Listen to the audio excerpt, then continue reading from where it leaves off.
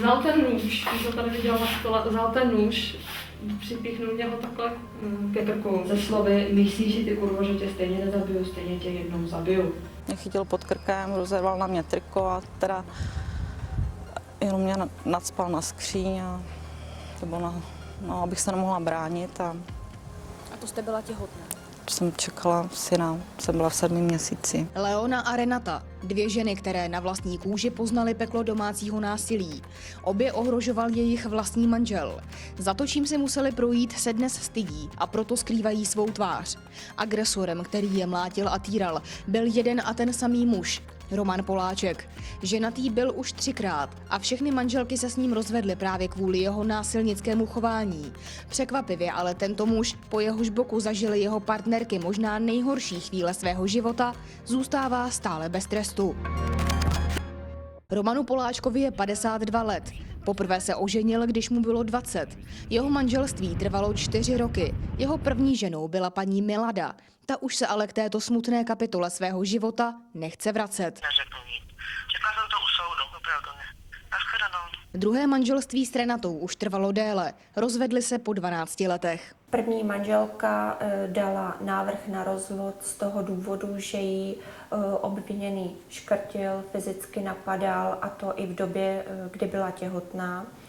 A ze stejného důvodu vlastně podala návrh na rozvod i jeho druhá manželka. Já jsem šla teda na policii, poprvé, jedinkrát, to jsem měla rozraženou jako pusu vevnitř a vyražený zub.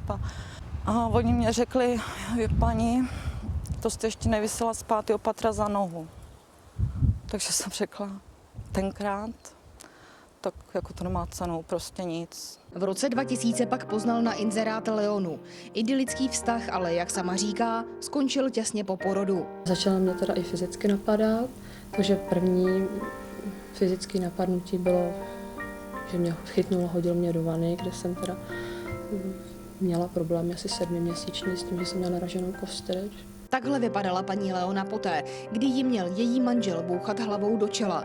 Zažila ale i dušení polštářem, kopání do břicha, mlácení pěstmi. Domácí násilí je psychické i fyzické. Má 4 hlavní znaky. Dlouhodobost a opakovanost, gradaci, neveřejnost a typické rozdělení rolí na oběť a útočníka. Domácí násilí netrvá týden ani měsíc. Začíná urážkami, přechází k psychickému ponižování, snižování důstojnosti toho druhého a končí to fyzickými útoky, ohrožením na zdraví nebo životě. A co hlavně, vše se odehrává za zavřenými dveřmi. A to i u manželských párů, které navenek působí harmonicky, idylicky, třeba i jako vzor pro ostatní. Navenek naše manželství muselo být úplně idylický, protože my jsme vyšli z bytu, on mě vzal za ruku, on mě potkal ve městě, dal mě pusu. Ale pojďme zpět k paní Leoně, ke 3. manželce Romana Poláčka. I ona už se s ním rozvedla, loni v červnu. Byli manželé 3 roky, mají 5letou dceru. Jenže i přesto, že už nejsou svoji, pořád žijí pod jednou střechou v rodinném domě v Heřmanově Městci. Manželství sice skončilo, útoky ale ne. Paní Leona tak nikdy neví, kdy ji její, teď už bývalý manžel, napadne znovu a jak silný tento útok bude. Říká, že se každý den probouzí se strachem, co přijde. Chce se odstěhovat, ale nemá peníze. Do azylového domu jít nechce, kvůli své malé dceři. Domácí násilí je po tu dobu, co tady jsme pod tou střechou, tak jako jestli jsme se rozvedli nebo jsme se nerozvedli, ve větší míře, v menší míře furt a nikdy nevíte, kdy, která z jaký strany přilítne a jaký bude mít impuls. Jo. Nelitujete toho, že jste tady zůstala? Nemyslíte, že by bylo spíš přínosnější pro řešení té situace, abyste se odstěhovala pryč? Ono spíš je těžký jako v tomhletom jít někam do azylového domu nebo prostě někam narychlo odejít, to nejde se zbalit a během 14 dnů všecko někde odpojit, zrušit a jít. Jako, kdybych byla sama, tak ano, tak tady nejsem ani den, ale já mám ještě malý dítě, který tady má nějaký zázemí, chodí tady do školky. Dům teď už bývalých manželů je sice na prodej, kupec se ale ještě nenašel. Pokoje v domě jsou proto rozdělené. Paní Leona i její ex-manžel si je zamykají. Co jsme se semka nastěhovali, tak 3 roky tady máme opravdu díky manželovi asi tak nejvíc 16 stupňů, protože nám netopil, vypínal nám topení, až z toho obě dcery onemocněly. I dneska teda, i když už teda manžel není, manželem, ale je to bývalý manžel, tak regulaci řídí on, ač to má zamčený vedle v pokoji, já se tam nedostanu a opravdu je tady teď momentálně 14 stupňů. Paní Leona tedy zatím dál žije ve společné domácnosti s mužem, na kterého už několikrát volala policii a kterého už dokonce soud jako násilníka v srpnu roku 2009 vykázal na měsíc z domu. Soud jí dal za pravdu. Podle něj se důvodně obávala o své zdraví i život. Po žádosti paní Leony soud vyhoštění z domu pak ještě prodloužil, a to až do března roku 2010. Roman Poláček ale i přesto tvrdí, že si jeho, teď už bývalá manželka, vše vymýšlí a jde jí jen o to, aby získala víc peněz z prodeje domu. Já jsem ten nemocný člověk, proto vám asi neříkala, že trpí paranojou, že to máme od soudního znalce. A to vlastně takže jako já nevím, no ale jako abych se nechtěl nepodřebovat. Bude probíhat soud. Víme o tom. Každopádně ty obvinění, které jsou ze strany vaší manželky směrem k vám, jsou poměrně vážný. Spousta toho je Netočíte mě. A vy jste ji nikdy neuhodil? Nikdy jste na ní nevstáhl ruku? A víte, co já myslím, už takový jsem A zhruba v posledních 3 letech mě navštívila minimálně 5krát, 6krát. A měla známky napadení druhou osobou. Říkala, že jí to udělal její manžel. Měla modřiny na rukou. A tímto způsobem byla poškozená a myslím si, že i ta její psychika tím velice utrpěla. Mohla si to udělat sama? To spíš ne. Modřiny na zápisy se neuděláte. To vás musí někdo sevřít. Opakovaně určitě byla tímto způsobem napadena. Bylo to v roce 2009, v dubnu, kdy jsem do zprávy popisovala modřiny, se kterými přišla při té plánované kontrole. Uvedla, že jí napadl manžel. Myslíte, že si to mohla udělat sama? No, rozsah, byly to modřiny v obličeji, šrámy, byly modřiny i na rukách. Ta pravděpodobnost, že by si to způsobila sama, je malá. Jen připomínáme, že Leona byla už 3. manželkou tohoto muže. I předchozí 2 se s ním rozvedly proto, že se na nich dopouštělo domácího násilí. Na rozdíl od svých 2 předchůdkyň se Leona nakonec rozhodla kvůli domácímu násilí podat trestní oznámení. Jenže její boj se v tu chvíli začal obracet proti ní samotné.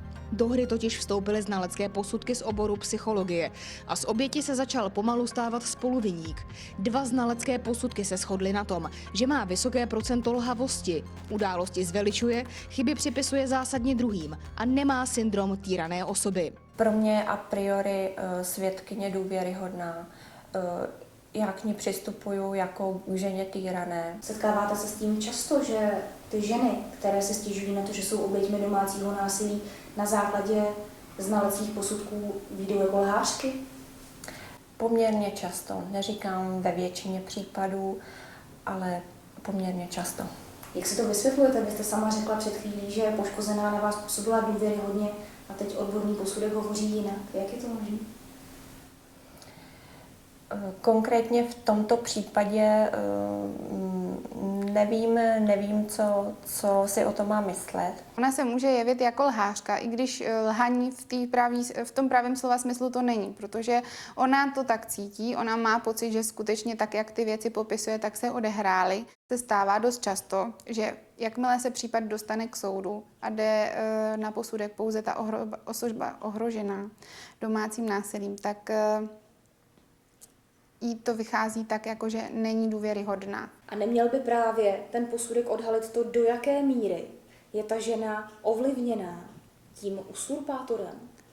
To by právě měl odhalit ten posudek, no. Ale z mých zkušeností se tak můžu říct, že se to tak nestává. Ty ženy, které měly domácí násilí, ty testy mají opravdu špatný. Opravdu ty ženy, když to domácí násilí mají, jsou nasáklí, jak já to přirovnávám, jako opravdu, když máte houbu, nasáklí špínou domácího násilí a teď po nich chcete, aby se tím umyla tabule a byla čistá. To prostě nejde, prostě oni jsou jakoby v uvozovkách nemocní domácím násilím, některý já třeba skoro 5 let, jo, někteří třeba 20 let. Policie v případu paní Leony sice zahájila trestní stíhání s tím, že zjištěné skutečnosti nasvědčují tomu, že byl spáchán trestný čin týrání osoby žijící ve společné domácnosti. Ale paradoxně na muže, u kterého se 3 ženy shodly na tom, že je byl, znalecký posudek vypracovat nenechala. Na obviněného jsem nenechávala vyhotovovat žádný znalecký posudek, jelikož jsem neměla pochybnosti o jeho rozpoznávacích a ovládacích schopnostech, takže psychiatrický posudek vůbec nepřipadal v úvahu, ani osobnostní jsem nebrala jako důležitý pro trestní řízení. To znamená, že on tedy podle vás ví přesně, co dělá, čeho se dopouští, jak jedná se svou ženou? To určitě. Nevím, jestli o tom věděl nebo nevěděl. V životě se nepřiznal k tomu, že by mě uhodil. Nikdy. Prostě nikdy. Nikdy. Ještě se díval, že se to vymýšlím. Takový hrozný výraz zvířete, který se na vás vrhá, teď nevíte z které strany, takže se uhejbáte, že dostanete flaškou. A on vás švihne druhou stranou, že jo. Takže jsem měla zablokovanou páteř a já mu říkám, co jsi mi to udělal. Nic.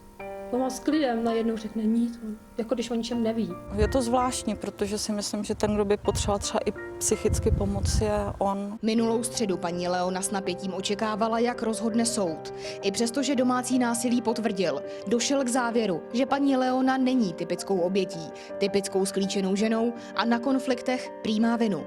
A s přihlédnutím k jejím znaleckým posudkům se tím pádem prý žádný trestný čin nestal a jde tak pouze o přestupek. O postihu tak budou rozhodovat úředníci na městském úřadu. Budou rozhodovat o tom, jakou pokutu dát muži, který už 30 let nejspíš mlátí ženy.